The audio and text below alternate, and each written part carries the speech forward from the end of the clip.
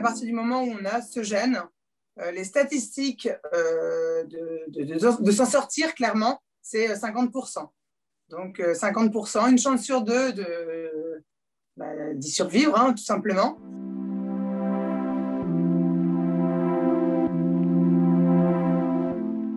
J'ai décidé de faire l'analyse de gènes. En fait, je me suis dit, bon, je sais que je l'ai. Voilà, en fait, il vaut mieux attendre qu'il arrive, il vaut mieux attendre. Voilà, je vis comme si de rien. Peut-être que quelque part, j'avais un espoir, quelque part infime, de ne pas l'avoir. Et puis, je suis devenue maman. J'ai eu une fille. Et quand j'ai eu ma fille, je n'ai pas réfléchi, en fait. Direct. Il n'est pas question qu'il lui arrive ce qui m'est arrivé. Donc, je suis allée faire l'analyse de gènes. On m'a prévenu, je ne sais pas, quelques mois après, on a la réponse. C'est tombé le jour de mon anniversaire.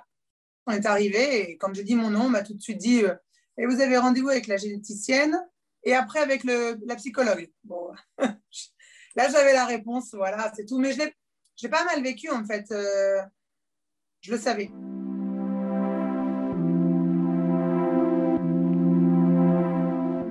Moi, la question là, c'est vite, il faut m'enlever les seins, très vite. On a eu un rendez-vous avec mon mari, avec un psychologue qui nous a expliqué que il y avait beaucoup de cas de divorce derrière. C'était compliqué pour la femme de vivre sans sein, tout ça. Enfin, tout ce qu'on peut dire, en fait, sur le fait d'enlever des seins.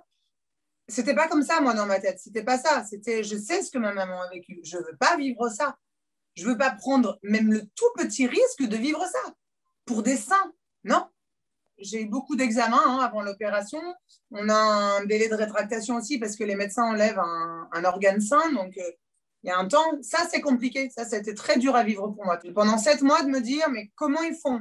Pourquoi les médecins me laissent avec ça? On ne peut pas me laisser avec ça. On sait qu'il est là, on sait qu'il peut se développer, mais quand il veut, lui, le cancer qui dort là, on me le laisse parce qu'il faut un temps de rétractation, parce qu'il faut un temps pour passer sur le billard. Oui, l'opération est très douloureuse, hein. Je ne vais pas vendre du rêve, c'est pas vrai, c'est douloureux.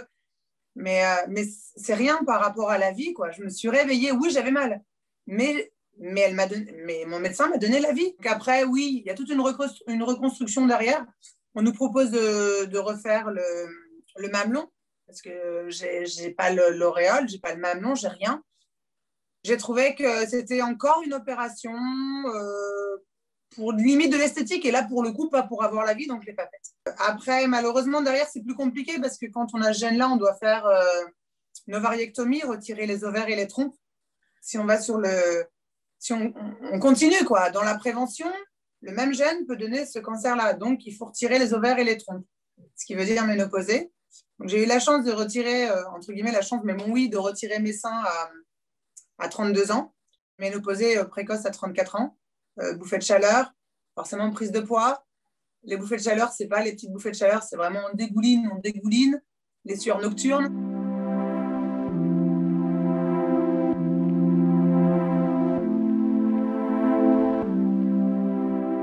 Il fallait d'abord être 2, donc tout de suite, j'ai demandé à ma belle-sœur direct en lui demandant est-ce que tu es partante? Dans les 3 secondes, elle m'a dit oui. Donc oui, on se lance dans ce raid pour le faire et c'était l'occasion. C'était l'occasion d'en parler, de parler justement de ce gène. Si je peux au moins aider une femme à franchir le cap, à y aller et qu'elle n'ait pas peur et se dire bon bah oui, il vaut mieux faire ça que subir le cancer. Foncez, il faut y aller.